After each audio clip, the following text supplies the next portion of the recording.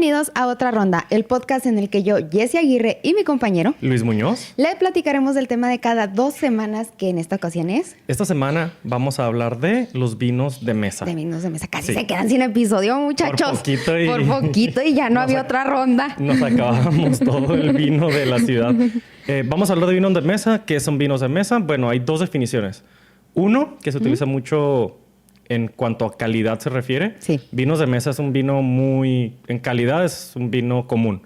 Pero nosotros vamos a hablar de la clasificación, que es vinos de mesa. Ajá. Que son vino blanco, vino rosado y vino tinto. No espumosos, no fortificados, no de postre. No orgánicos, biodinámicos. No, ni vamos a nada, hablar de los nada. vinos tradicionales con los que normalmente comemos En la casa. los platos principales en la casa. Ajá. Por eso se llama vino de mesa, literal. Es el que casi siempre tienes en la mesa. Sí. Perfecto. Sí. Te paso la batuta para que Yes. me cuentes de los blancos. Vamos a empezar. A mí me toca hablarles de los blancos y de los rosados, pero primero vamos a hablar de los blancos. De los vinos rosados, ¿verdad? De los vinos rosados. Ah, ok. Sí, claro que sí. Ay, ya vas a empezar. Tenemos como 3 minutos, cálmate. El vino rosado, ¿ves? ¿Quién vino rosado? Va a durar mucho este capítulo por eso. Sí. Ok. El vino blanco es muy menospreciado. O sea, la Sí. gente menosprecia mucho el vino blanco. No es un vino malo. Es que la gente piensa, como es blanco, no ha de ser intenso, no ha de tener tanto sabor, es transparente. Ajá. Entonces se van Pero con... tiene su chiste el blanco. Ah, claro Muchísimo. que tiene su chiste. Es complicado, tiene historia. Y de hecho se cree que es de los primeros vinos que se realizaron antes del tinto todavía. Ok. Entonces, ajá. Ahora, si nos vamos un poquito de historia, se estima que el vino blanco se consume desde hace 2500 años. Esa Ok. es la oficial. Pero en la antigua Grecia, el vino ya había sido desarrollado y utilizado desde Hipócrates, un filósofo de aquella era. Un médico y filósofo nacido alrededor del 460 a.C., que él usaba para prescribirlo a sus pacientes, y se llamaba vino vinoso blanco y vino blanco amargo. Esta es la primera en la historia en la que ya se divide en 2 tipos de vino. Ok. Porque eran diferentes. O sea, no era el mismo vino, eran 2 tipos de vino. Uno era el vino vinoso blanco y el otro el vino blanco amargo. Ok. Ajá. Y es precisamente lo que muestra una diversidad en la producción ya en ese momento. Sí. Todavía antes de Jesus. Cuando estábamos investigando esto, busqué y vi que los egipcios, porque a mí me tocó vino tinto, entonces quise, pero nomás dice que hicieron vino, pero nunca se sabe que los egipcios pudieran dividir el vino o clasificaran ni nada. Ni por uvas, O sea, ni ellos por nada, hacían ni vino nada. y vámonos. Sí, no, Ajá. acá al menos Hipócrates ya tenía 2 clasificaciones para lo que él usaba como medicamento. Y luego ya pasándonos a la Edad Media, los comerciantes de vino no pudieron sobrevivir la caída del Imperio Romano Occidente y la viticultura se redujo drásticamente, básicamente en lo que es el Antiguo Testamento del vino. Del vino, Es que a ajá. mí me gusta vivirlo así como que el antiguo y el nuevo, porque es Sí. ajá. La antigua enología y la antigua nueva y la enología. nueva. Ajá. Ajá. Bueno, hay un chorro de ups and downs, o sea, de que les fue muy bien y luego les fue súper mal. Y entonces aquí va uno que va mal en la Edad Media. Las tribus germánicas preferían beber cerveza. Ajá. Ajá. Y no vieron el valor en el comercio del vino. Además de que los vikingos cortaron las rutas marítimas en el Atlántico. En el sur, los sarracenos, sabía que me iba a tapar. Sí, sarracenos. Sí. Llevaron a cabo campañas militares en el sur de Europa que convirtieron en despoblados importantes zonas vinícolas, entre ellas Provenza, que es la vinícola en donde la zona, la región, De Provence, Provence, ajá. donde nació el vino rosado. El rosado. Ajá. Ujú. En el sur de Italia y el Valle del Duero, lo que ahora No. conocemos con la Ribera del ¿Como Duero, Ribera del Duero? toda esa No. parte. En la Edad Media valió, porque los vikingos no dejaban pasar a la gente. Pero bueno, no fue el único que valió madre en la Edad Media. Sí, cierto. Cuando se empieza a recuperar, el comercio fluvial fue de gran importancia para el desarrollo de los viñedos. Carlomagno contribuyó a este crecimiento mediante la promulgación de su Capitulare de Vilis. De hecho sí lo busqué y sí lo encontré. Es como un listado de reglas Ok. que en ese entonces tenían que seguir la servidumbre, o en este caso los mayordomos. Es más específico a como que las reglas que para el servicio Ok. y para del pueblo a la monarquía o a la gente ya con dinero. Y encontré 2, hay uno de 120 y hay otro de 70 puntos. Ay, Los cabrón. empecé a leer, pero Básicamente a nosotros lo que nos interesa es la parte, hubo una parte en donde él puso una regla de cómo se iba a hacer la conservación de los viñedos, donde ya dio puestos de trabajo en el viñedo, donde que tú cuidas, tú haces esto, tú haces, o sea, ya como quien dice, era como... Hizo el organigrama de la producción. Y ya lo controló más y eso ayudó a que la producción se controlara y creciera y ya fuera más gradualmente y no hecha para la chingada. Entonces, eso es lo que nos interesa. Ya venían otras cosas ahí, leí algunos puntos. Venía uno bien interesante, que era que los mayordomos o las sirvientes de todas las casas tenían que pagar un diezmo en base, creo que era, según no recuerdo, el 30 o el 50% de su sueldo a la iglesia. No era diezmo. No, o sea, pero así lo ponían ellos. Era el diezmo. Un tostón. Y ellos, era obligatorio que se lo pagaran a la iglesia, pero los lores, los dueños de las casas y todo, ellos no. Los feudales. Los feudales y todo ellos no tenían que pagarle a la iglesia nada. Me gustó. Sí, como hasta el día de hoy. Sí. Encontré pros y contras porque también venía un punto en el que decía que si tú, mayordomo, estás viendo que no te da abasto para completar tus tareas, puedes decirle a alguien que te ayude, estás en todo tu derecho de contratar a más gente, de traer y de dividir tareas y todo con la finalidad de que todo funcione bien. Ok, ahí era el interés del funcionamiento del sistema. Sí. Si no, ahora en día, si tú vas a tu trabajo y dices, no puedo, te ponen un cagadón y te va peor y tan más jale. Sí. ¡Órale, perro! No puedes, pues no mira. Puedes, mira. ¿Qué tal? Pero bueno, fue una época de gran desarrollo para la cultura del vino blanco, específicamente en Alemania y en Austria. Los viñedos de Europa Central llegaron a las 100,000 hectáreas, que era 3 veces y media la superficie de la década de 1990. O sea, de 100,000 hectáreas. 100,000 hectáreas. En esa región, creo, porque, bueno, Burdeos tiene muchísimo. No, en la región. Sí. A partir del siglo XIII, sí. Ay, a ver, dime las letras. X y luego 3 palitos. 13. Ok. Tengo que dejar de escribir en romano. Del siglo Xi. Los comerciantes que distinguían el vino, entre vino de los hunos, que era el consumido por el pueblo, y el vino de los francos. Okay. O franco vinum, que era la clase alta. El fino. De la aristocracia y de los ricos. Fueron reconocidas en este momento las variedades Riesling, que es una alemana, Riesling, que todo el mundo conocemos, y la silvanera, a partir de ya finales de la Edad Media. Silvana. También muy utilizan en Alemania, Austria, Alsacia. Se queda en la región de la que son blancos de regiones frías. Exacto, muy frías. Muy, muy frías. Que a mí sí me gustan los Riesling alemanes y mucha gente le hace el feo. Tienen su chiste. El Riesling realmente de calidad media arriba es muy bueno, pero es seco. El problema es que aquí se vende mucho Riesling que trae mucho azúcar residual para que se venda más y entonces es más dulce. Justamente aquí ahorita, de hecho ya voy a llegar ahí.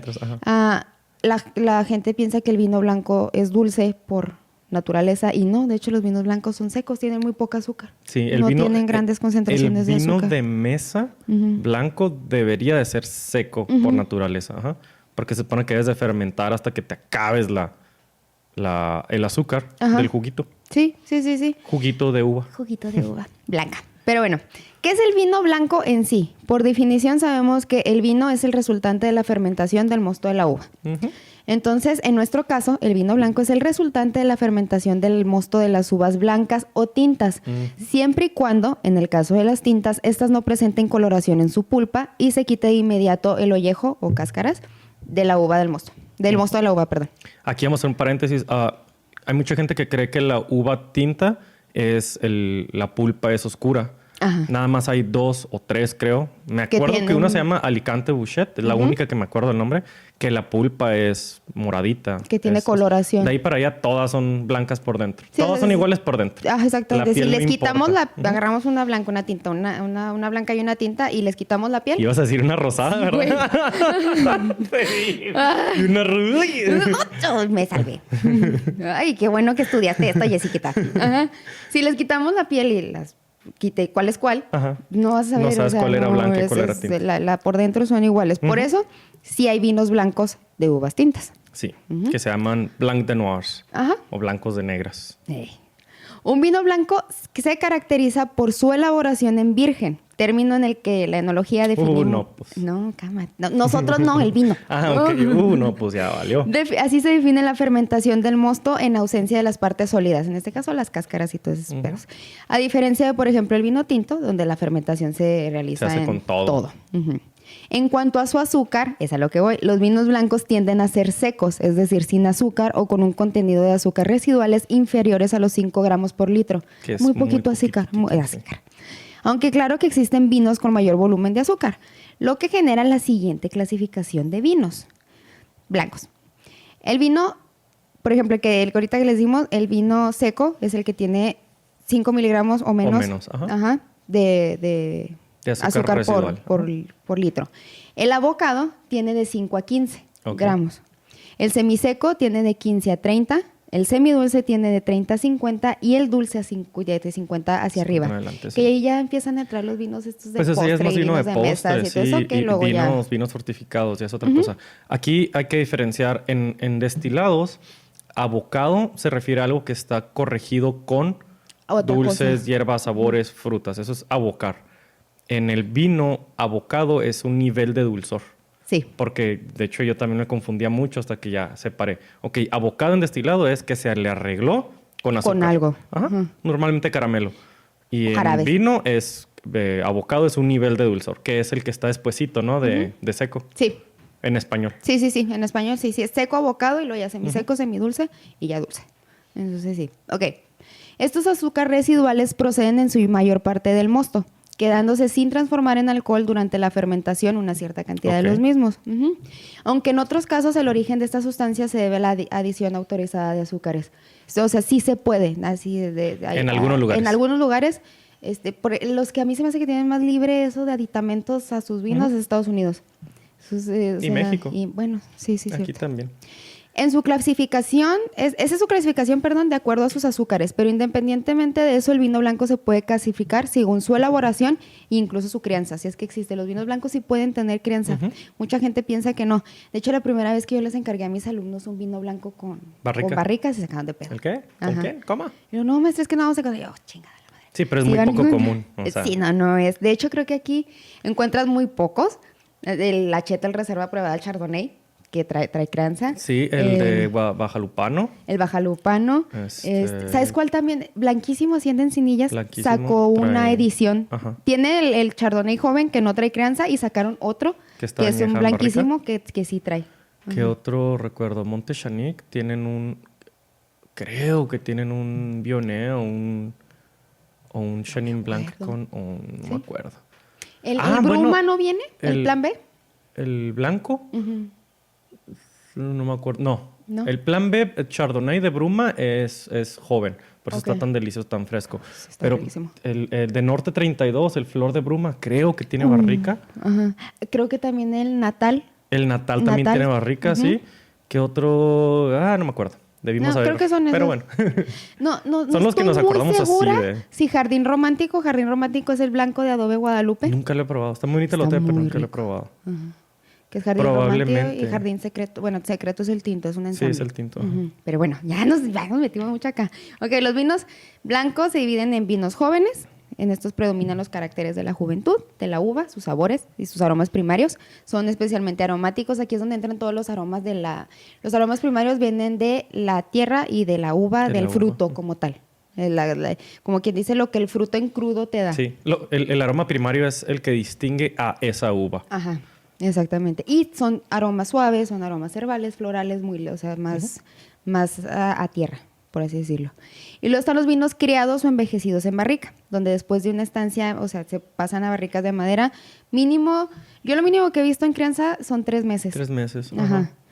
Ya, por ejemplo, 12, yo creo que más de 12 para un vino blanco ya es way too much.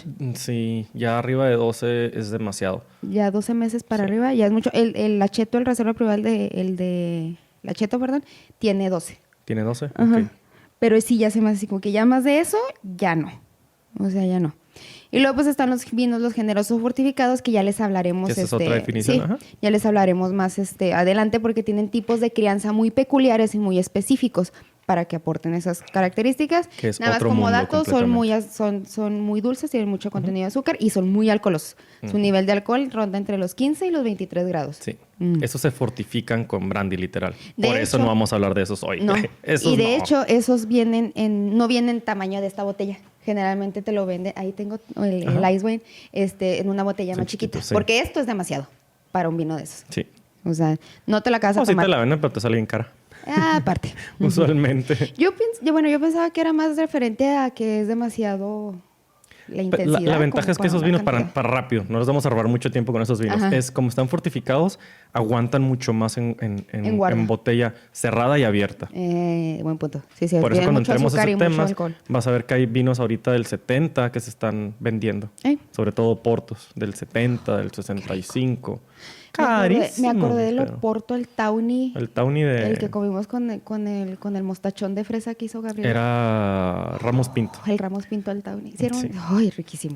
Y con el mostachón, perfecto. Pero bueno, otra forma de clasificar los vinos blancos es atendiendo a su origen o la variedad utilizada para su elaboración, clasificándose en dos grupos, que son blancos neutros, que no poseen un aroma varietal particular, o sea que su uva no es tan expresiva en aromas, pero pueden tener aromas primarios de juventud procedentes del proceso de elaboración. Y los vinos blancos aromáticos, donde la variedad de uva comunica un perfil sensorial característico. O sea, lo notas, hay uvas como por ejemplo el Albariño, la Chardonnay, la Sauvignon Blanc, la Sauvignon Blanc. Blanc. O sea, que las hueles y puedes identificar la uva porque son muy específicas en sus características en aromas y sabores. Esas uvas te gritan, soy tal, soy tal. Y hay otras que es más difícil, que tienen un perfil mucho más cerrado. Ahora, el perfil aromático de cada variedad de uva se expresa según la síntesis y acumulación de los compuestos aromáticos en diversas partes de la uva. La mayor parte o donde se encuentra esta mayor concentración es en el ollejo. La cáscara. La cáscara. Para la gente. Para nosotros es la cáscara. No les voy a... Bueno, destacan familias de terpeno, tioles, ácidos grasos, compuestos fenólicos. Pues esas son definiciones que a ustedes no les interesan. En la peda con la familia no lo necesitan. Ni a nosotros. Ni a nosotros, la verdad no. No, sí, no, la verdad. Y ahora, esas son las características en las que se divide el vino blanco. Por las que se divide el blanco. Por las que se divide el vino blanco. Vamos a... No me quiero así como que súper vomitarles información del vino blanco porque vamos a tener más episodios con más información del vino blanco. Este es como un intro a los vinos. Quería así como que vieran de dónde salió, más o menos a qué sabe y luego ya. Sí, y por qué se hace. Yo les voy a platicar cómo se hacen, pero ahorita vamos a ver eso. Y aparte teníamos 6 meses ya sin hablar de vino. De hecho, nada más hablamos vino en el primer episodio. Sí, y lo ya va. Por eso quisimos sacar un episodio de vino. O sea, y somos sommeliers y nuestro principal es vino y lo mandamos a la chingada. Sí, la neta. Pero bueno. Cada vez aprendemos más de otras bebidas. Exactamente. Pero ahí lo voy a dejar para no saturarlos. Ahora voy a pasar a los delicados, menospreciados. ¿A los rosé? Rojés. Y muy bien ricos vinos rosados. Si ustedes creen que el vino blanco le hacen bullying a los rosados, les dicen, quítate que ahí te voy, los tratan muy bien. Yo no sé si es esta onda de machismo o qué onda, la verdad. Porque el rosé, o sea, yo tomo, en verano sobre todo, muchos rosés. Ya hay rosés muy buenos en México, la verdad. El Casa Magoni, el rosé. El Casa Magoni, el rosé del que señor Camilo Magoni, riquísimo. Fresas, así una expresión de fresas. El de Don Leo, el rosé Don Leo, también es una chulada. El Vinaltura. El Vinaltura rosé es muy bueno. Buenísimo. El de Casa Zamora, el de la señora Laura Zamora. Sí, cierto, también es gran buenísimo. enóloga. Ese rosé es una cosa increíble. El de Bajalupano también está bastante bueno. No lo he probado. ¿No lo has probado? Sí, hay que comprarlo porque está muy bueno también el de Bajalupano. Entonces, ya ahorita están agarrando más popularidad, pero de todas maneras sí les hacen mucho bullying. Sí, no le hagan bullying al vino. Hashtag no le hagan bullying al vino. Porque luego el vino te la va a regresar y no te va a gustar. No. Pero bueno, así como lo ven con su color rosita, delicado e inocente, los vinos rosados tienen una historia siniestra y oscura. Algunos dirían que legendaria. Ahí les va. Muchos de los primeros vinos que se realizaron fueron rosados, de hecho.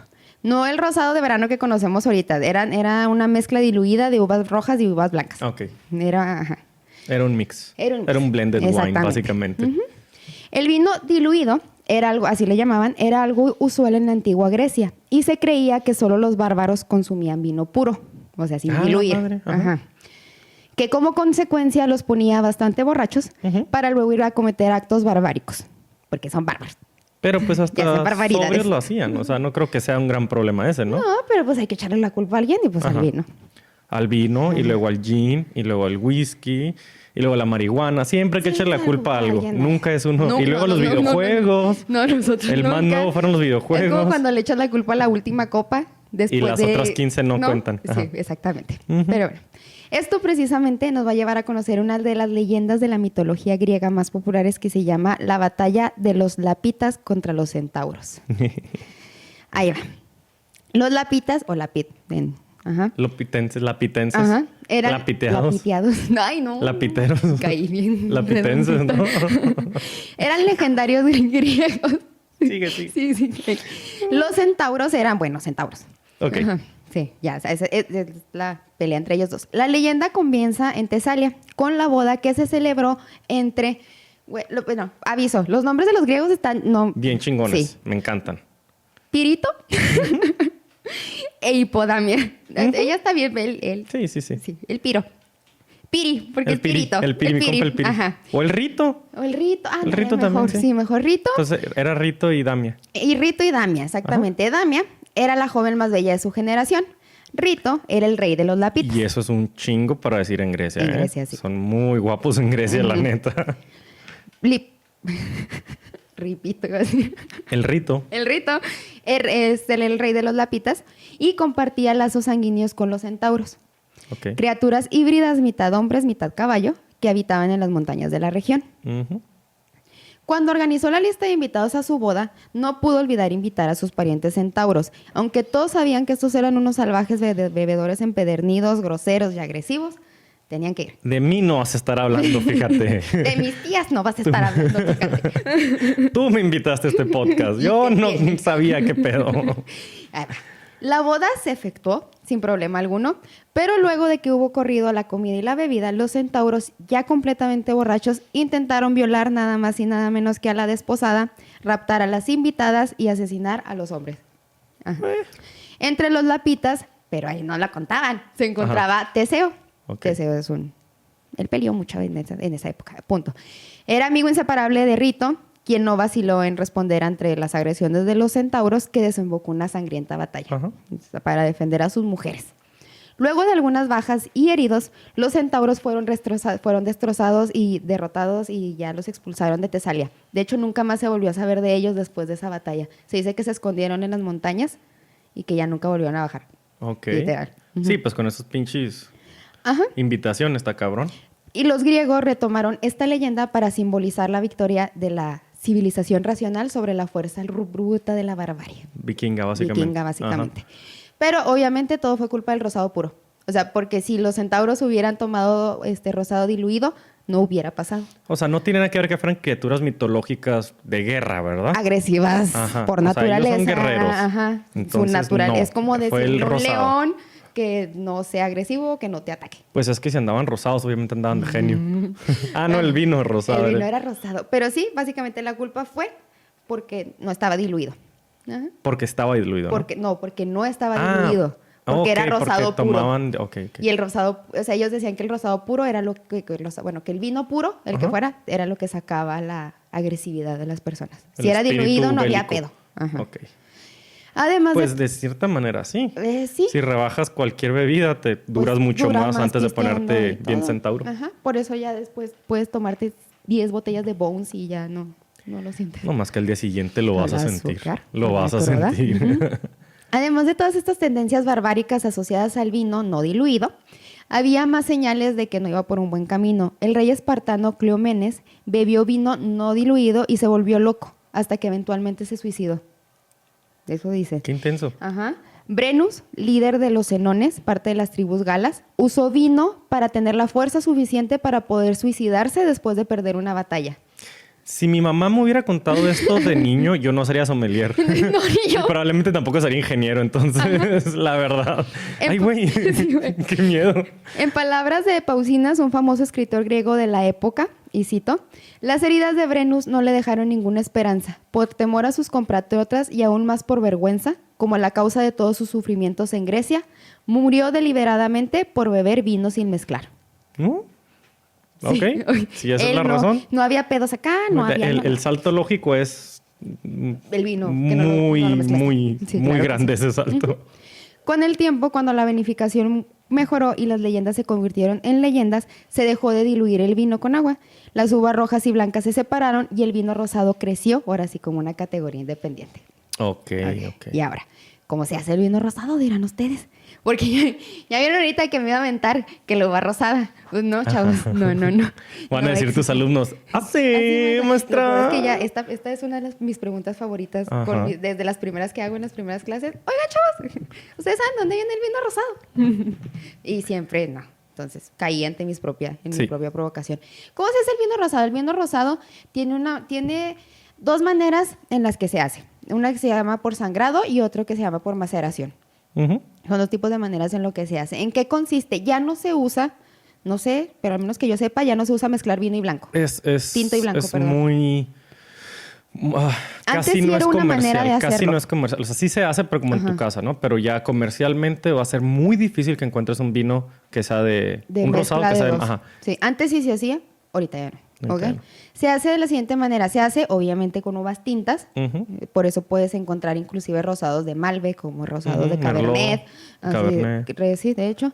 Entonces, cuando nosotros hacemos esta parte les voy a explicar primero lo de la maceración. Cuando nosotros maceramos nuestro vino, que es cuando aplastamos para sacarle ahora sí que el jugo y la pulpa al vino y poderle sacar el mosto, pues obviamente las cáscaras y todo eso quedan en nuestro tanque junto con todo lo demás, y lo que hacemos es que lo dejamos ahí un rato, de manera que el ollejo empiece a liberar pigmentación y empieza a colorar mi mosto y mi jugo, y ya va a depender de la vinícola, dependiendo de la intensidad del rosa que le quiera dar a su vino. De la uva, del tipo de uva, del tipo de vino. Hay cáscaras que pintan más, hay uvas que pintan mucho más y más rápido, hay otras que tardan más, ya dependiendo de la característica que le quieran dar.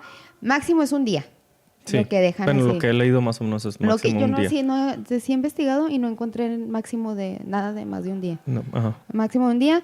Una vez que ya agarra el rosado deseado, ya se le quita, pues ya ahora sí se filtra y ya tienes el resultado, pues ya tu vino rosado y ya continúas con tu proceso de elaboración del vino.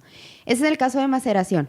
Cuando lo haces por sangrado, es el mismo proceso. Llega tu uva, la metes al despalillado, ya te sale prensado, y nada más va a ser lo que durante el prensado, cuando le estás aplastando, alcanza a colorar en una manera muy ligera o muy tenue, y ese es el color único que va a agarrar tu vino. Esa es toda la pigmentación. Esa es toda la pigmentación que va a agarrar tu vino, y esto por consiguiente da vinos pálidos, rosados pálidos. Como por ejemplo... Rosados tirándole más a blanco que a tinto. Exactamente. Por ejemplo, el de Don Leo. Sí. Ese sé que no es por sangrado porque el color está muy, de hecho parece casi jarabe. Tiene un color muy, muy intenso, muy bonito. Entonces, ahí es como te puedes dar cuenta más o menos de cómo se hizo tu vino. Es difícil estimar las horas, pero...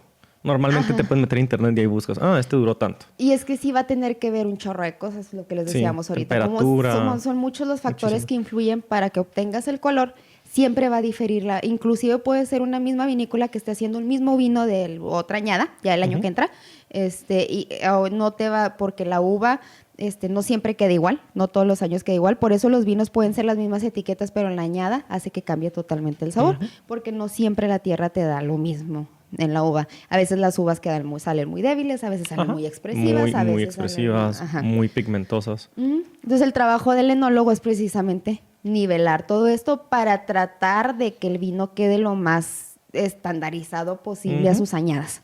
Pero nunca va a quedar, nunca vas a encontrar un vino igual. Eso es el nuevo mundo. En el viejo mundo, en Europa, técnicamente, ellos hacen que el vino sea como la uva llegó y se acabó. Por eso... Cuando les digan de las añadas, si estás hablando fuera de Europa, no te preocupes tanto, porque aquí podemos echarle agüita, podemos echarle nutrientes, podemos ponerle sombra. Por ejemplo, en las regiones más exclusivas de Francia no puedes tocar la uva. No. Más que no, como para podarla y limpiarla y quitar plagas a mano. Pero acá pues puedes, no sé, meter un tractor para que le eche fertilizante. de no preferencia puedes usar orgánico, fertilizantes de preferencia orgánico. Sí, de hecho. No, allá no, o sea, Allá es no puedes. súper diferente. Va un poquito de la mano con la nueva onda esta de los vinos orgánicos, que es lo mismo, es la menos que se le pueda tocar. Lo menos que puedas echarle cosas que no sean de la tierra. Que no sean de la tierra. Ya luego vamos a platicar más a fondo Está de los padre el vinos tema, orgánicos y biodinámicos. Sí, está muy padre. Exactamente. Entonces, ¿hasta ahí? ¿Sí? ¿Hasta ahí? ¿Hasta sí, llegó pues el vino rosado? Sí, es nada los más dos su métodos. y de hecho, los dos métodos de elaboración. Y si ahorita se van a dar cuenta, el vino rosado es un híbrido, por eso también su información es así como que mucha. Ajá. Tiene una historia interesante, eso de los griegos y todo eso. Sí, está padre. No Ajá, sabía no ese origen legendario del rosado. No. Entonces, pero está padre, me gustó. Me gustó bastante. Y yo ahora les platicaré del vino tinto, el vino tinto de mesa específicamente. ¿Ya podemos servir vino? Es ese, sí, ya. Yo casi me acabo la chave. Yo no, pero me va. Es ese vinito que se te antoja para un corte de carne, una tabla de quesos, o es más, hasta para un pavo. Y ahorita van a ver, porque el pavo se puede comer con vino tinto. Ahorita es época de pavo, chavos, aprovechen. Para que vayamos aprendiendo un poquito, voy a decirles los pasos de cómo se vinifica y voy a hacer el contraste entre vino tinto y vino blanco. Les voy a decir lo más importante. No me voy a adentrar demasiado en el tema de vinificación porque es muy extenso. Y lo que quiero es nada más que vayamos comprendiendo un poquito cómo se hace el vino para que escuchen términos y si tienen dudas nos pregunten o lo investiguen, ¿ok?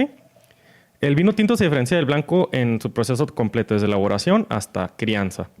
¿Y qué es la crianza? Bueno, la crianza es el añejamiento del vino para afinar sus características. Gracias, señorita. Cuando la crianza se da en madera, suele ser en barrica de roble. También conocidos como tonel en español. Puede ser barrica o toneles.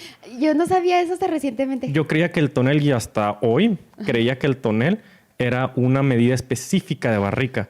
No, tonel es el término. O sea, tonel es una barrica. De hecho, y barrica es una barrica. Ajá, pero tonel se usa mucho en España. Por alguna razón, yo pensaba que el tonel era esta que o sea, igual de madera, pero la que es como latina, grandota. Yo también. Esa pensé que era el tonel y la barrica.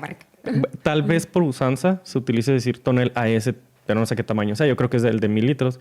Pero en realidad pues tonel, enorme, o sea, hay tonel de 200, 250, 300 litros. Hay barricas de 200, 250, 300. En español se le llama así. En inglés sí tienen un término por tamaño. O sea, cada tamaño tiene un nombre diferente, como los nombres de las botellas. Exacto. Por ejemplo, el término cask, los que han escuchado el cask, es 200 litros.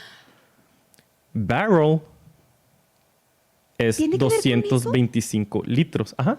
Y tiene que ver mucho por la región geográfica, porque en Escocia se utiliza mucho el cask, que es 200 litros. En Estados Unidos se utiliza mucho el barrel porque es de 55 galones. Yo pensé que tenía que ver algo más con el idioma, simplemente la definición. No, en realidad es por el tamaño. Obviamente unos nacieron en un lado y otros en otro, pero ya es intercambiable. Y luego tenemos cask 200, barrel 225. Hay otro que se utiliza mucho en el whisky, que es el Hogshead, que es básicamente cabeza de cuino, que es de 300 litros. Y luego mi favorito es el Butt. El Butt. B-U-T-T. Sí, ese te gusta bastante. Y es de 500 litros. ¿Sí? Hay más, o sea, hay más estilos. Hay como 10 más, pero estos son los más típicos. Okay. Ahora, el 95% de estos barriles suelen ser de roble. Sí. No todo es roble, pero el 95%, arriba del 95%. De ese 95%, el 80% es roble americano o francés. Ahí están peleados. No me quise meter a investigar el porcentaje exacto, pero americano y francés abarcan el 80% de todos los barriles de la vida. Luego está el roble español y o sea, sí existen, sí se usan, pero es mínimo. Ya me pasó, muy mínimo. Me pasó un examen, ahora que tuve un examen, pues existen dos tipos de barrica, en los que que son los populares para, menciónalas. Y hubo quien me puso roble francés, roble americano, pero hubo quien me puso francés y español. O francés y americano. O no, que diga americano y español. O de diferentes y así de... Hay húngaro o eslovaco, pero no son los dos más populares. Es que sí está bien, porque sí existen y se usan, pero esos no fueron los que pedí. Bye. Sí, tú pediste los dos más populares. Sí, y está bien pelada. Sí, la neta. Bueno, entonces, ahora sí, ¿qué es lo que hace diferente el vino tinto del vino blanco? Y les voy a contar los pasos de vinificación. La primera etapa es la etapa de la viticultura. Es la cultura de la vid. O sea, es la tierra. Ajá, la cultura la etapa de agricultura en el campo, exacto. Y es la base de cualquier buen vino. La viticultura es el estudio y cuidado de la vida en el campo. La verdad es que este tema es tan extenso y tan complicado que, o sea, hay doctorados específicamente en viticultura. De hecho, sin hacer vino, nomás para criar la pura uva. Ajá. De hecho, una vez platicando con Reinaldo, el de Quinta Monasterio, él me dijo, él es ingeniero agrónomo y tiene su maestría en enología. Entonces, él me dijo que al menos en la escuela donde él hizo su maestría en enología, le pedían que tuviera alguna ingeniería, ya fuera agrónoma, biológica, química o algo que tuviera que ver con la tierra, con la química, con el química, tratamiento. Claro. Ajá. Entonces, eso o sea, ya te lo piden de base para ser enólogo. Sí, la verdad es que es muchísima química, terriblemente, es muy pesado. ¿Piensan que nomás es pistear, chavos? No. La viticultura es la ciencia y arte de cuidar y nutrir de forma adecuada a la vid, que es la planta de la uva. Y hago énfasis en nutrir de forma adecuada porque sobrenutrir a la vid es malo, te da vinos malos. Dejarla muy pobre a veces te da buenos vinos, pero no hay mucho vino, entonces... Sí. Y esto sigue siendo negocio. Recuerden que para vender hay que invertirle y también hay que sacarle lo que le invertiste. Exactamente. No es nada más echarle millones al campo y ahí a ver qué me sale. Sí, no. Entonces, para una buena viticultura establece que desde antes de poner ahí tus palitos de las vides, hay que saber cuál uva puedes sembrar en el terreno que tienes disponible. Y para esto hay que saber cuánto sol hay, cuánto viento hay, la temperatura de día, la exposición solar, el pH del suelo, si hay nieve, el pH del suelo, si hay plagas, si tenemos montañas, el tipo de suelo, si la llueve, compactación si no de suelo, llueve, si hay ríos, si hay la vegetación alrededor, todo esto afecta. Todos estos factores que son inherentes a donde vas a sembrar se llama el terruño. O en francés, el terroir. Cállate. Ok. Cállate. Está bien. También es importante entender que las uvas tintas crecen mejor en climas cálidos con buen sol, mayormente. Las uvas blancas crecen mejor en climas frescos con exposición solar media, mayormente, pero no siempre, y no todas las tintas, y no todas las blancas, y no es obligatorio seguir estas reglas. Y luego ya hay injertos. Esa es la magia de la viticultura. Exactamente, ya hay híbridos, ya hay combinaciones de dos uvas en un mismo porte injerto. Justo en el último viaje que di a Valle de Guadalupe, que acabo de regresar de allá básicamente, tuvimos el gusto de platicar con el señor Hans Packhoff, es el presidente del Consejo Mexicano Vitivinícola. ¿Sus vinos están? Y le pregunté, oiga, jefecito, señor Hans. Oiga, señor don chingón. Señor don. Dígame usted, oiga, ¿por qué no se establece o qué futuro se le ve a México para decir, aquí nomás siembras esto? Me dijo, la verdad es que está muy lejos eso, porque tengo gente en zonas áridas y muy calientes sembrando Pinot Noir, que es una uva súper delicada y súper chillona y cualquier cosita ya se muere. ¿Aquí se siembra Chardonnay? Aquí se siembra Chardonnay. Ajá. Y Chihuahua es de extremista en clima. Sí, y tengo gente sembrando... Y la Chardonnay es gay. La Chardonnay es la blanca que más aguanta, pero tengo gente sembrando Sauvignon Blanc, que es medio delicada.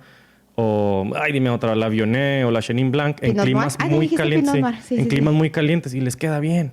Ajá. Entonces... Y le sale. Mientras hagan vinos de calidad, déjense vuelo. El Pinot Noir, que yo sé que está en zona cálida, es el de Don Leo. Yo, por ejemplo, en la zona muy fría, que está en Querétaro, allá para el Bajío, para el sur, que es muy fresco, muy frío, mucha lluvia, siembran tintas como la Malbec. Ajá, Vinaltura, Querétaro tiene un Malbec riquísimo. Ajá. Que en realidad no debería ser así porque es demasiado fresco, pero les quedan buenos y es lo que importa. Sí, o sea, en realidad eso es lo que dar vinos importa. De calidad. Si tú lograste con tu suelo y con tus condiciones climáticas dar un vino de calidad, a la chingada las reglas o lo que debería de ser o no sé. Sí, madre. Quedó bueno, sí, vámonos. Vino de calidad, exactamente. Sin meterle mucha mano porque los vinos se pueden arreglar, pero eso es para otro día. Sí. Y luego ya la segunda etapa es la vendimia. Aquí es donde ya empieza, digamos, el pedo de la enología realmente, la vinicultura, ahora sí de vinificación. Ajá. Y en la vendimia se escogen las uvas en su punto correcto de maduración, dependiendo del tipo de vino que quieres, para poder balancear los azúcares dentro de la pulpa de la uva contra la madurez de la cáscara.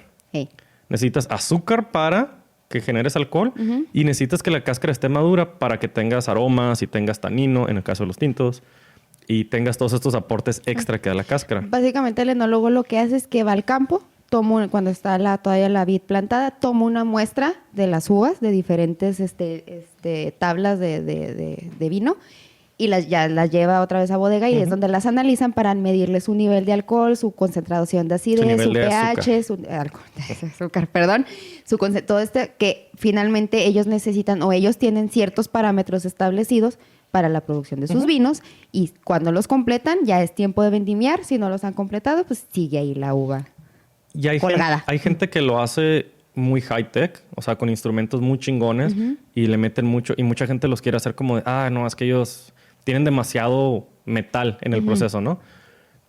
Lo que importa es que esté bueno el producto final. Yo conozco gente que lo hace a ojo de buen cubero y prueba las uvas y dice, ya está bueno. Y pruebas el vino, es como, híjole, te falló poquito. Ajá. Lo importante es que el vino esté bueno al final sin meterle demasiada mano. Que sea básicamente la uva la que está expresándose en la copa. Que todo esto de parámetros y todo eso...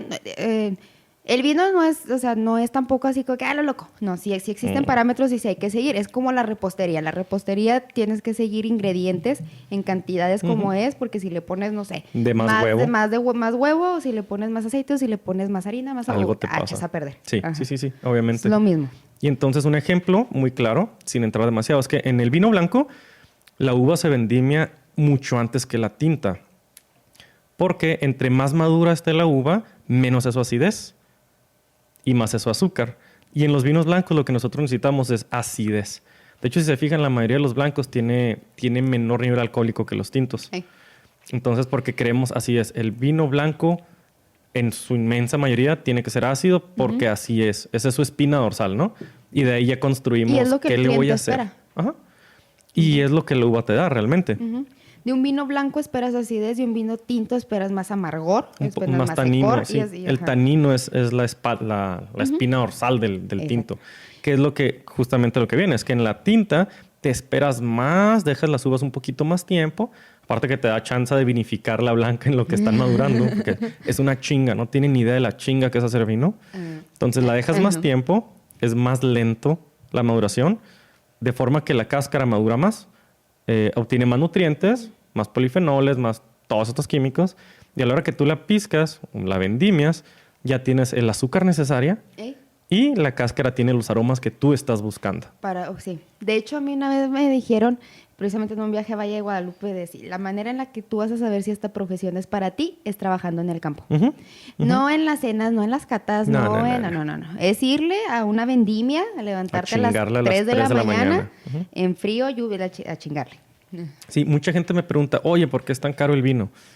Es que cuando te pones a ver todo el trabajo que pasa desde el campo, los todo años... lo que tiene detrás. Es muchísimo trabajo, es tremendo.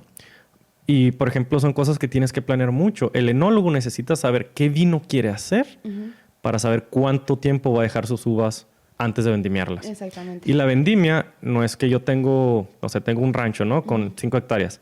Y el enólogo dice, oye, hoy toca vendimiar. No levantas todas las 5 hectáreas. Vas escogiendo racimo por racimo. Los que estén, porque a algunos a lo mejor les falta un poco más. Les falta un poquito. Y los que ya se están pasando, vámonos. Entonces, al día siguiente de la mañana, vuelves a vendimiar. Vuelves a vendimiar todos los días por 1 o 2 semanas hasta que ya dejas pelón. De hecho, justo a mí lo que me comentaba Reinaldo era precisamente, a mí si yo un día, no sé, estoy viendo una película a 1 de la mañana y se me ocurre ver el clima y veo que está la temperatura, que no hay aire, que esto, que el otro, órale, levanto a todo el mundo y al campo a chingarle, a vendimiar. Sí. Y se vendimia en la madrugada, normalmente, porque es cuando la uva está dormida, entre comillas, y se está más concentrada el azúcar. Cuando le da el sol, empieza, como quien dice, se activa. Empieza a hacer sus pedos químicos. Pedos químicos internos. Entonces está como quien dice alterada. Por eso no la quitan. Está alterada. Está remangada. Está remangada. Anda con todo pariente. Por eso le esperar hasta que se duerma. Eso es la vendimia a muy grosso modo. En verdad es un arte. Y ahorita que acabamos de pasar vendimia, o sea, mi Instagram está lleno de gente madrugando con antorchas así porque también pues, te va súper lejos. El tercer paso es el despalillado. Básicamente, ya una vez que vendimiaste las uvas, se puede hacer a mano o con máquinas. La verdad, las máquinas hacen un muy buen jale. Pero una opción que lo pasen por máquina, ya cuando, pues ya que va saliendo la máquina, pasan la cinta final, ya cuando lo van a pasar al siguiente paso, hay personas que están ahí todavía seleccionando a mano, sacando uvas que se hayan roto o sacando pedaciería que se haya uva que esté medio cruda, medio verde. Pues sí, hay gente expulgando. El despalillado, más que Jessy no me dejó explicar, es cuando le separas la uva del racimo. Ey. Literal, por eso se llama... Bueno, el palillo, el despalillado es el hecho de quitarle el raspón a la uva. Pero no se llama palillo. Se llama raspón. En España le dicen escobajo también. Pues que es la parte maderosa, básicamente. Sí, es más fácil que lo identifiquen por palillo. Por palillo. Ajá, pero es el palillo que su tiene nombre es raspón, pero para fines prácticos y de la peda. El palillo. Sí. Sí, porque si les digo que la puntita que une la uva al raspón se llama pedicelo. Ay, no. Pues no sé, yo tuve que buscarlo en Google. Dije, ¿cómo se llama esa madre? Ok. Sí, no. En el caso del vino blanco, normalmente se pela completamente la uva. Se le deja nada de raspón, nada de maderita. Porque el raspón y el pedicelo contienen tanino. Y en el 99% de los vinos blancos no queremos tener tanino. En el caso de los... tan concentrado. Muy poquito, pero de preferencia, ¿no? Se va porque viene natural en la uva. En la cáscara. Pero cuando lo apachurra nomás. Ajá. En el caso del tinto, y esto ya es muy a opción del enólogo, hay quienes le dejan un poquito de raspón. Un besito de raspón para que le agregue tanino. Si la piel es muy delgadita. Con la intención. Ajá. Se utiliza un poquito, nada más, no mucho. Porque si le pones mucho, después sabe sabe como a cuando muerdes corteza verde. Así amargo. O sí. O cuando agarras una vara verde y luego la muerdes, que sabe diferente la madera seca a la madera verde. Cuando muerdes la semilla de una manzana o de un limón por accidente. De una manzana más que de un limón. Ajá. Sí, porque no es tan ácido. El limón es ácido de amargo. Ácido, no, la manzana es un poquito menos fea. Sí. Después de esto sigue el estrujado.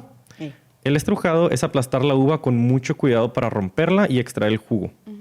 Debe cuidarse mucho de no romperse la semilla que está dentro de la uva, porque esa semilla es súper concentrada en taninos. Y amarga. Y muchos ácidos. Y es súper amarga. No es un tanino que quieras tener en el vino. Menos en un blanco. Y aquí es donde ya... En este punto ya hay diferencia entre blanco, rosado y tinto. ¿Ok? En el caso del blanco, normalmente la uva no se estruja. Lo que se hace es que se despalilla y luego se pasa directo a prensa. Bueno, puedes despalillarla y estrujarla, pero la prensa es de inmediato. Sí. Porque no quieres que inicie la fermentación. Necesitas que ya cuando vaya a fermentar ya nada más tengas el puro mosto. Sí. Ya no puedes la despalillas, la estrujas o no, la prensas e inmediatamente la separas del jugo. El mosto tiene que quedar sin orujo. Solito. En el blanco. Es lo que se refería con en virgen.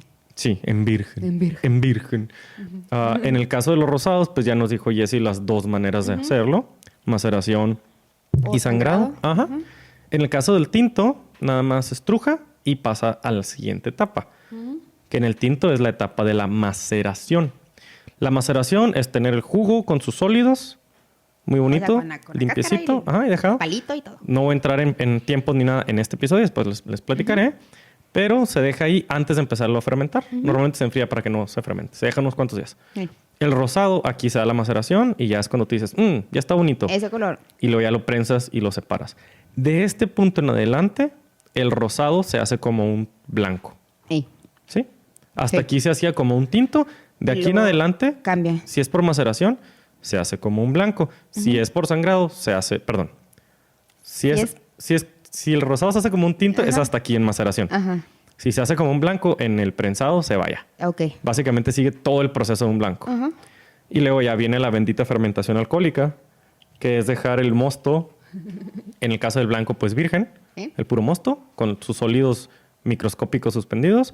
En el tinto se deja todo. Todo el cáscara, todo. Todo el merjunje.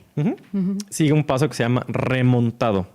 Cuando estás macerando, se hacen unas capototas así porque cuando hay fermentación, se libera dióxido de carbono y es gas que sube. Entonces, este gas que sube empuja el orujo para arriba, las cáscaras. Y si tú lo dejas así, el vino abajo se termina de fermentar y desperdicias todo lo de arriba. Se le llama sombrero. Entonces, lo que se hace es un remontado. Hay dos maneras. Uno es empujar y mover la cáscara y el otro es echarle el líquido arriba. Después hablaremos de eso más. Que bate chocolate. Ya una... Me acordé, perdón, pero es que así se hace. Sí, literal. Literal. El sombrero mentado. Una vez que se terminó la fermentación, se pasa al prensado, que es separar los sólidos del líquido. Y en el caso de un vino que sea ya de más calidad premium, se le da una fermentación posterior, que se llama fermentación maloláctica, que es convertir el ácido málico, que es un ácido presente en las uvas, que sabe a manzana verde, a manzana verde cuando está muy ácida, eso es ácido málico. Es otro tipo de levadura la que lo hace y lo convierte en ácido láctico, que es el de yogurt, queso. El de las cremas, los quesos, de la ahí mantequilla. vienen nuestros sabores quesosos y Es esta yogures y eso acidez, esta acidez del yogur, del queso panela, del queso fresco. Sí, es muy sí, notorio en esos, yo creo. Entonces... Ojo, un vino puede saber y oler a queso siempre y cuando no sea queso rancio. Ajá. Ya si es queso rancio, queso avinagrado o ya queso pasado, entonces ya ahí no está mal. Si ya huele sulfuroso, si ya no huele está sulfuroso. chido. Está bien que huela a queso, no es un mal olor, pero no ya pasado, ya no. Ahí sí. Sí, pero no a Roquefort. Ajá, exacto, no a blue cheese. Sí, en el vino blanco no se utiliza siempre la maloláctica porque pues le quitas acidez. Pero si vas a hacer un vino como un Chardonnay con barrica, por ejemplo, que necesitas que sea suavecito, redondito, que sea cremoso, pues sí necesitas cortarle ese málico, ese sabor a manzana y que sea láctico. De hecho, sí traen los chardonnay, específicamente la Chardonnay con barrica se pone bien mantequillosa y a yogur, bien así muy...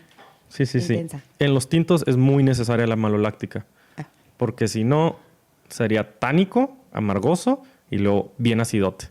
Entonces sería muy... Por eso se le da maloláctica. Y luego ya sigue la crianza, que es el añejamiento. El 95-98% yo creo de los blancos no llevan crianza. No. Es muy poco porque lo que poco. quieres es un vino fresco, un vino... Amable, fácil. Estamos hablando en lo general, ¿no? Hay cosas muy específicas que no cuentan aquí. De lo del consumidor promedio, todos. No ya de los mamones. Entonces, en los blancos sí se les puede dar crianza prolongada, pero en recipientes de acero. Que no les aporta sabor y no los oxida ni nada. Nada más para que todo se estabilice y se tranquilice. Sí. En los tintos, pues se usa el roble. Se usan las barricas. Se usan las barricas, Francés y americano, ya dijimos. Sí, de esto vamos a hablar después a más profundidad. Después, todavía, para que vean por qué cuesta lo que cuesta una botella de vino. Ya cuando estamos en crianza, ya llevamos 3 meses de trabajo desde que se piscó la uva. Desde que se cosechó. Sin contar el medio año antes que tienes cuidando. Sin contar el año completo el año que tienes cuidando ahí en el campo a tu bebé. Aquí, y luego ya sigue. Eso es entrando a crianza. Y luego ya la crianza que tú le vayas a dar, ¿no? Yo tengo un vino de Norte 32 que se llama 10 años. Que es un vino que tiene 10 años en barrica. Y no crean que nada más es meterlo y ahí lo dejo y me olvido de él. No, tienes que estarlo cuidando. Revisando, que no se te oxide, que no se te perfore. Y luego sigue este proceso que se llama trasiego entre barrica o trasiego entre componentes. De hecho, Mahagoni, no Mahagoni. No, es los vinos trasiegos son de... No, de vinícola regional, ¿no? ¿No son de Viresa? No, Viresa son los de Surco. No, creo que de trasiego sí es de Mahagoni. Bueno. No sé. Hay una etiqueta que se llama trasiego aquí en México. Esos son buenos. Están muy buenos. Están en muy buen precio. El trasiego, ¿qué es? Es pasar el vino de un contenedor a otro. De una barrica a otra. En el vino blanco se trata de evitar el trasiego. De hecho. Porque el vino blanco se oxida muy rápido. Y pues no queremos que se oxide. Porque pierde esto de frutal, esto fresco. Y el estarlo pasando, o sea, si tú lo pasas un recipiente a otro, está agarrando aire. Está respirando, está... Como cuando lo haces así al chocolate y luego se le hacen burbujas. Es básicamente. Así bien suave. Y hay que tratar de evitar eso en el vino blanco, al mínimo. A menos de que sea con barrica, pero ese es medio rarito. Ya está. Es el menos común. En el tinto se necesita hacer trasiego. Para permitirle, permitirle que respire. Para que el tanino se vaya suavizando. Ahora, el trasiego también se hace porque cuando tú añejas vino en barrica, se va perdiendo vino por evaporación. A través de la madera. La madera respira. Sí, obviamente. Entonces, todo eso que se pierde empieza a dejar un sombrero arriba, un espacio hueco, que si tú se lo permites, te va a oxidar el vino. Entonces, haces trasiego para llenar las barricas y se llenan hasta que chorrea poquito y luego la tapas. Para dejar nada de aire adentro. ¿Sí? Sí. Ya una vez que se hizo el trasiego y una vez que ya pasó todo su añejamiento, todo lo que tú le ibas a dar, sigue una etapa que aquí en los vinos normales es necesaria y es forzosa. En los vinos modernos no es tanto. La clarificación. Clarificación es quitarle los sólidos suspendidos al vino. Por eso cuando nosotros levantamos la copa a contraluz, tratamos de ver que no haya sólidos suspendidos. No ver así como que no ver cositas volando. Nada Ajá. que haya. Por ejemplo, este como es un vino súper hiper Sí, joven. Es un 2020. Pero oscuro. Ajá. Está bien oscuro y bien súper púrpura. Ahorita se los que describimos. Clarificación tiene varios métodos. Pero eso es clarificación, quitarle los sólidos al vino. Cuando entremos específicamente a ver clarificación, van a ver por qué hay tanta controversia con esto. Sí, sí es de Mahagoni. ¿Sí? Trasiego. Sí es de Mahagoni. Y luego, por último, después de clarificado y luego corregido, porque mucha gente aquí es cuando corrige el vino, Ajá. porque se puede corregir. Sí. Sigue el embotellado. Gran diferencia. Los blancos es en botella clara o verde muy clarita. Ajá. Los tintos es de verde medio a café casi oscuro, negro. Ajá, café así, oscuro. intenso, sí. Y Sí, esto sí. es porque los taninos y los polifenoles y todo lo que son los colores se afectan mucho con los rayos ultravioleta. Son muy sensibles a la luz. Y como los vinos tintos los vas a guardar por años, pues se protege más con la botella. ¿Eh? En los blancos, que son para tomarse más rápido, No hay problema pues si no hay son casi tanta transparentes. bronca si es transparente porque te lo vas a tomar rapidito y no hay tanta exposición solar. Aquí entra también el por qué la cerveza de lata es mejor que la de botella. Luego les Ajá. platicaremos de eso. A menos pero de que sí. sea una botella negra, A menos de que oscura. sea una botella negra como, pero de ahí en más. Y la gente le hace mucho el feo a las ¿Negra como cervezas qué? como mi alma. Ah, y negra como que ibas No, a decir. como mi alma. Ajá. Ajá. De ahí en más la gente le hace mucho bullying a las latas. A la gente no le gusta la cerveza de lata y no saben que esa es la que está mejor conservada. Sí, la que se conserva mucho mejor, aparte que aguanta más presión que la botella. Exactamente. Esa es otra cosa. Si tú quieres saber realmente el sabor que el cervecero le quería dar a tu cerveza, cómprala en lata. Ujú. O ve a la cervecería y que te la sirva Y- así, sí, directo del del barril. barril. Bueno, ese es el proceso normal para el 98% de los vinos de mesa, blancos, rosados y tintos. ¿Ok? Pero, por fortuna, hoy es Thanksgiving. Y es una fecha muy especial porque hoy, bueno, es Friendsgiving mejor. Este mes es muy especial porque en Francia se libera el conocido como Beaujolais Nouveau. Beaujolais Nouveau. Ok. Es un vino celebratorio, literal, es un vino de peda y celebra la cosecha de este mismo año. O sea, este es un Beaujolais Nouveau 2020. Sí. Sí, sí. Literal, este es un vino para pistear. Es de ya. Ujú. O sea, abrirlos ahorita, tomártelo ahorita y ya. Este vino se libera legalmente en Francia a partir del tercer jueves de cada noviembre. Qué bonito. Es que se hace así muy bonito. Este vino es procedente de la región de Beaujolais, en Borgoña, en Francia. Y aunque es borgoñés, no es Pinot Noir. ¿Qué es? Es Gamay, Ah. uva Gamay. Ajá. Y además de que es Gamay, es otro estilo de vinificación. Este vino es una uva que te da vinos muy afrutados, vinos muy sencillos.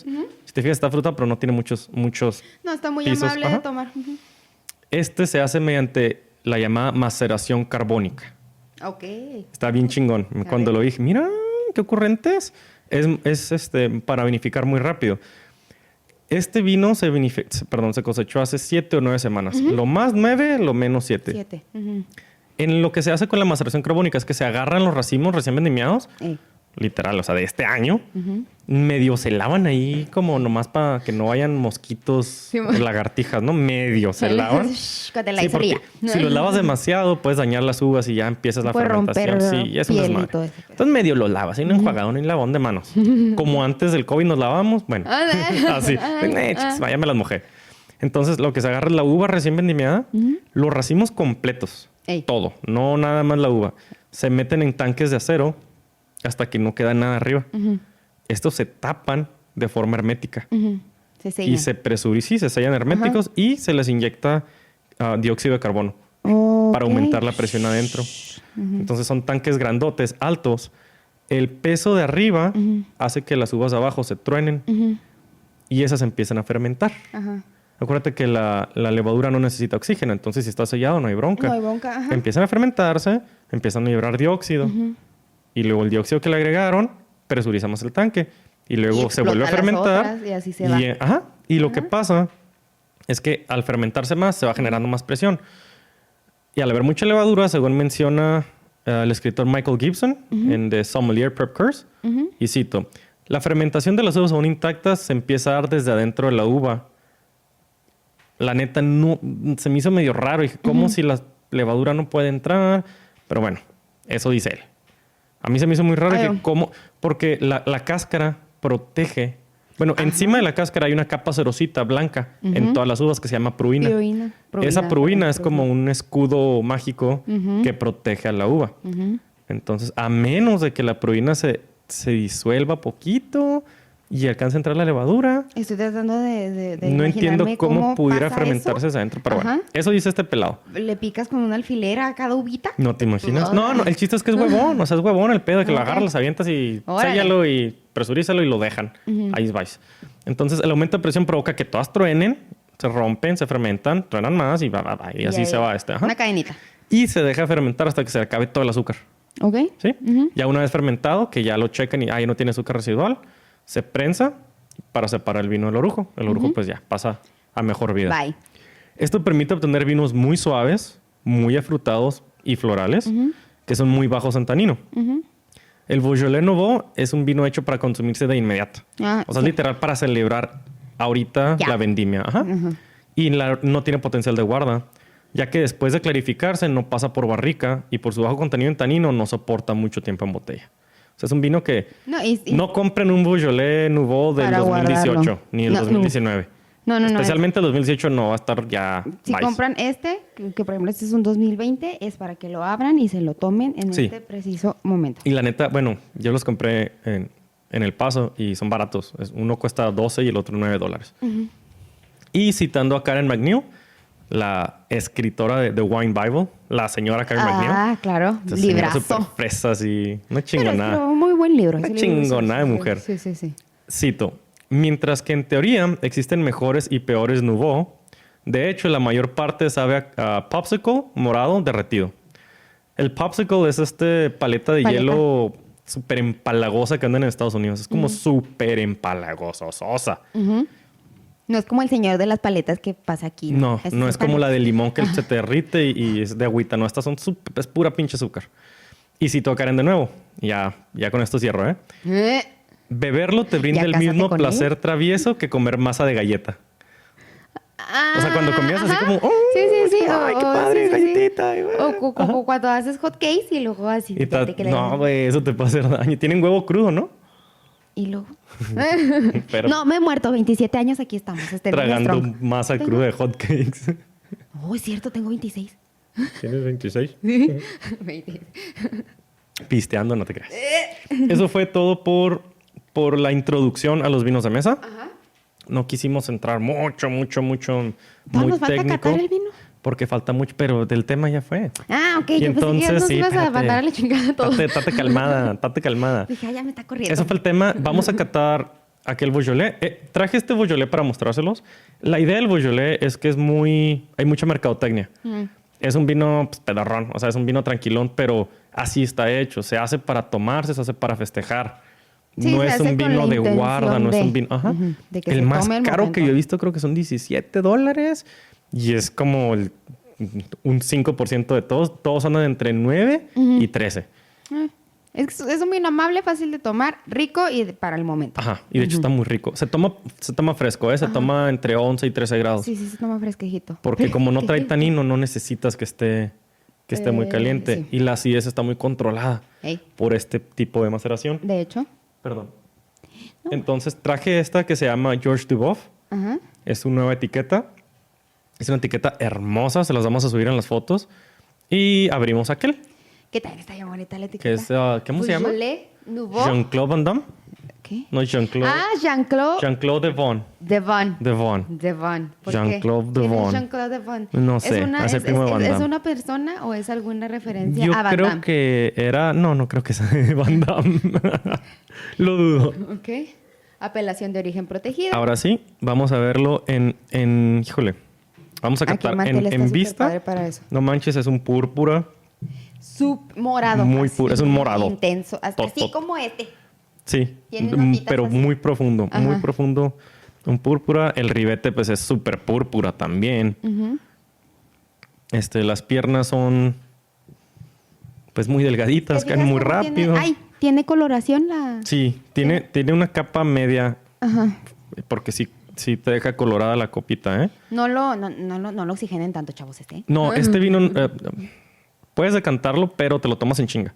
Sí, no. De preferencia, ábrelo y mientras estás platicando te lo vas tomando. Te lo vas tomando a gusto. Porque demasiada oxigenación y se te va a ir. No, va a hacer que se pase. Está De hecho, hecho para ser joven. que ya tiene media hora servido, ya estoy como sintiendo que ya le empezó a faltar lo frutal.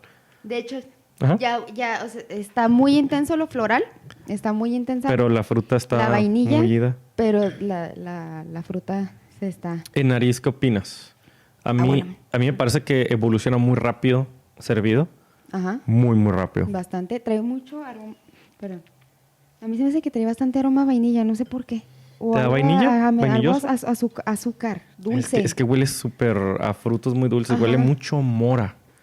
A Ándale, mora. cuando ya el fruto ya está muy, muy fresa, mora, todos estos frutos rojos, La fresa muy pero muy, madura. ya muy maduros. Sí, a fresa muy madura. Moras. Zarzamora. Huele muy oscuro. Y huele a florecitas. Huele a... Sí, es que no sabría cómo Híjole, es describir. que soy bien malo para las flores. No, y no sabría cómo describir que huele oscuro, pero espero que nos entiendan. Profundo. Porque sí huele oscuro. Huele a frutos negros. Huele mucho a frutos negros. De flores. ¡Uy! Creo que... A bubaló morado. Huele a bubaló. Que es de mora, ¿no? Ah, no, ¿Qué? es el azul. El bubaló azul es el de mora. Sí. Sí, o sea, El huevado con la morado mora, es de- huevado con la mora yo. Ya me encloché, sorry, ya me encloché con la Porque era mora, mora ya azul. no me va a oler a nada. No la vas ya, a sacar ya valí ¿verdad? madre. Ok, en boca A ver. es un vino, casi no tiene tanino. De Muy, hecho, tiene muy poquito. muy poquita la tanicidad. Empiezas a salivar en los costados de la lengua. Es pero- acidito, ¿eh? Ajá. Sí, es acidito, medio alto. Muy bueno para comer. O sea, esa sí es media alta, es muy bueno para comer. La permanencia es, híjole, casi nula. Te lo Tiene un pasas saborcito y raro. se acaba. No malo, pero, o sea... Diferente. Diferente, ajá. Sí. No lo puedo aterrizar. A ver si tú puedes. Como- El año pasado yo probé el 2019 y tenía mucho bret. Sabía mucho como a jamón serrano. Ajá.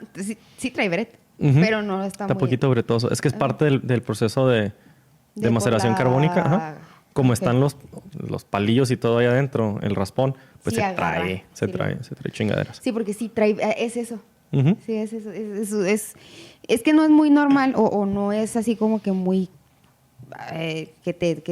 que siempre notes que un vino de características jóvenes, florales, frutales, todos traigan bret. Trae bret. Ajá. O sea, normalmente no, o más bien no traen. Y hay personas que tienen mayor sensibilidad al bret, ¿eh? Ah, sí. Mi novia le he servido así neta, de mamón.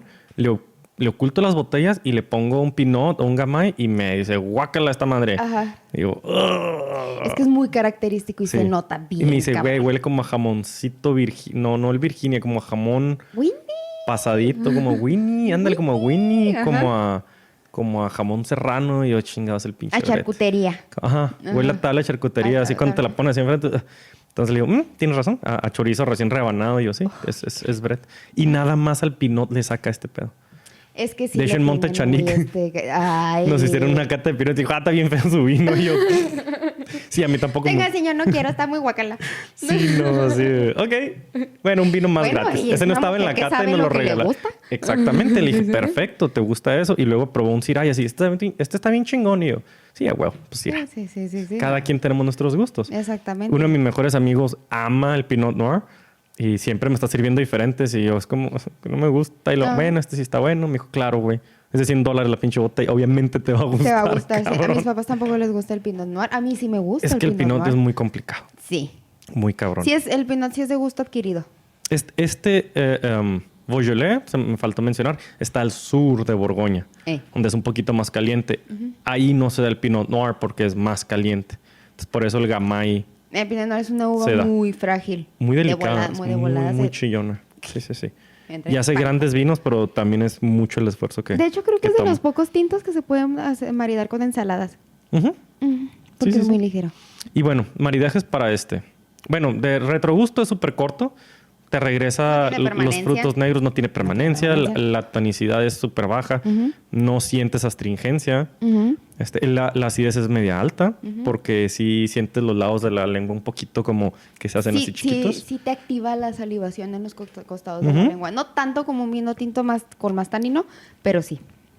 Sí, los costados de la lengua te cala mucho la acidez. Ya, o sea, me lo tomé y ya se va. ese es su fin. No es que sea un vino chafa, es que es un vino que está hecho para esto. Ajá. Es un vino de cena. Justo antes de venir, venía pensando, bueno, ¿con qué chingados maridaría yo el Beaujolais Nouveau? Ajá.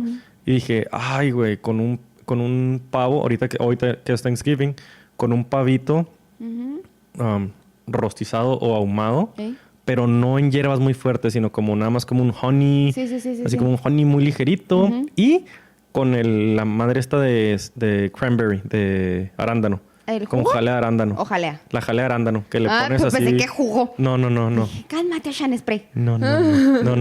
Con jalea de arándano, el pavito, puré de papa sin gravy del café. No, nada más el puro puré de papa. Ajá, así, con ajitos si quieres, con mantequillita, sí. Ya. Y luego... Yo no me gusta el gravy. A mí, algunos sí. También con una pierna de jamón. Ajá. Con jamón de pierna, perdón. Jamón de pierna, o en una pierna hecha jamón. Ahumado. Un jamón de pierna ahumado. Al ciruelo, Hay unos que vienen con miel. A la miel. Con miel. El honey. Aplica para el pavo. Honey smoke también.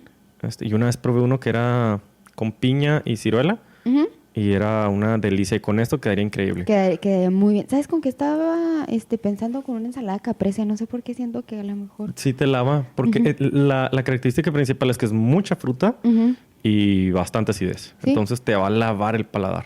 Vamos a tener el queso fresco, el tomate que es ácido, la albahaca que es dulce. Ácido, pero también tiene dulzor. Dulcecito.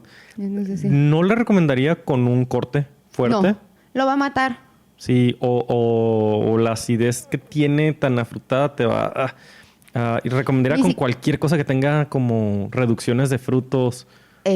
Cualquiera, si es fresa, si es... Una ensalada con fresa. Una ensalada con fresa. Una ensalada de frutos rojos con nuez y quesito feta. Ajá.